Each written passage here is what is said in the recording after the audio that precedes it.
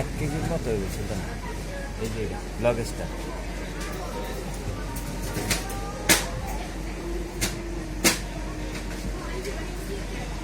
ভাই এগুলা কি পিস পাও খালি পাও বিক্রি করেন নাকি পিস হিসেবে নাকি পুরাটা নেওয়া লাগবে? এই যে ওই যে ইয়াটা এটা পুরোটা এক মাছ।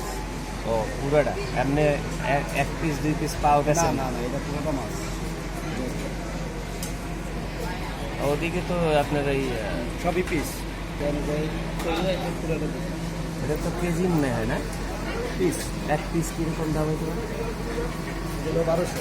1200। এটা 900, এটা 1200।